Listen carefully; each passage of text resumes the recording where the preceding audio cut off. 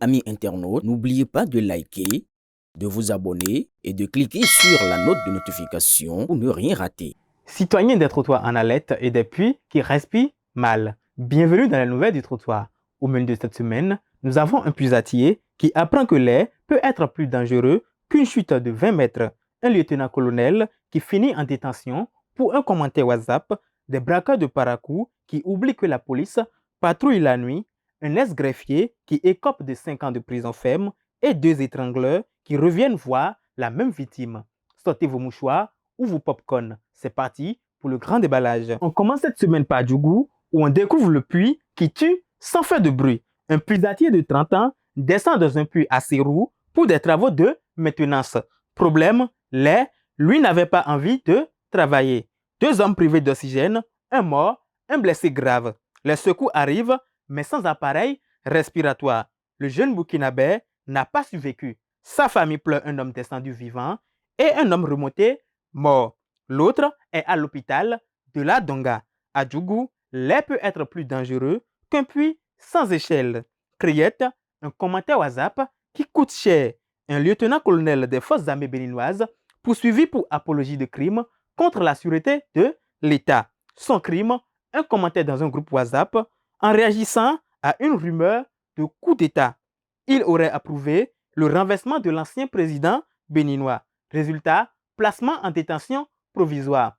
Moralité, même les militaires doivent apprendre à taper doucement sur leur clavier. Au Bénin, les groupes WhatsApp peuvent mener à la prison et les likes en détention. On est maintenant à Parakou avec les 5 braqueurs cueillis. Dans la nuit du 5 au 6 juin 2026, un motocycliste se fait arracher sa moto à Alaga. Les 5 suspects prennent la fuite, mais les patrouilles du commissariat du 1er arrondissement sont plus rapides. Résultat, interpellation et saisie d'une arme artisanale. Le braquage aura duré moins longtemps que la cavale. À Parakou, voler une moto, c'est facile, mais s'enfuir, c'est toute une autre histoire. On est toujours à Parakou où on découvre l'ex-greffier condamné plus lourdement que requis. L'ancien greffier en chef du tribunal de Parakou et son assistant écopent de 5 ans de prison chacun, plus 2 millions d'amendes. Le parquet n'avait requis que 8 mois et 500 000 francs CFA. La criette a décidé de compléter l'addition. Les 2 condamnés ont 15 jours pour faire appel. En attendant, ils ont le temps de méditer sur l'abus de fonction. À la criette, parfois le juge est plus sévère que le procureur. Mauvaise nouvelle pour les prévenus. Godomé, les voleurs de lampadaires solaires. 2 suspects livrent une caméra et un lampadaire solaire volé à Plakome. La police les cueille en pleine transaction.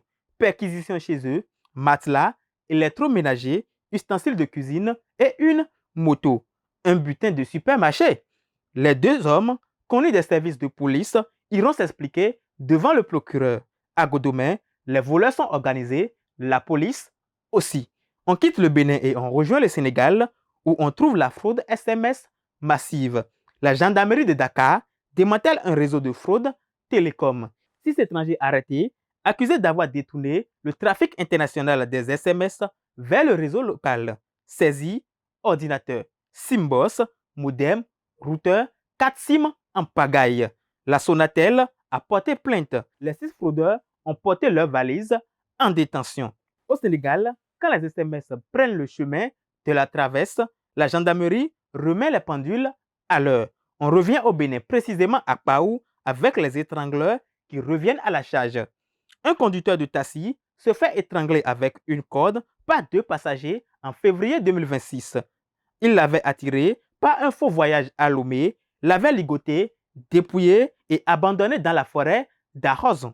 Le véhicule Toyota Camry avait disparu. Le conducteur a survécu, mais il n'a pas oublié leur visage. Le dimanche 7 juin, les 2 mêmes individus l'approchaient à la gare de Godomé. Il les reconnaît et alerte discrètement la police. Le lundi matin, les 2 étrangleurs sont arrêtés. Saisis un lacet. L'un d'eux avoue avoir revendu la voiture dans le pays voisin pour 500 000 francs CFA. À Pau, l'erreur des voleurs, c'est d'avoir une tête reconnaissable et celui du propriétaire, c'est d'être encore en vie. Criette, 20 ans requis pour un projet d'extermination religieuse. Un jeune homme poursuivi pour terrorisme et projet d'extermination religieuse. Le père a découvert des armes dans la concession familiale. Le téléphone contenait des vidéos de propagande terroriste.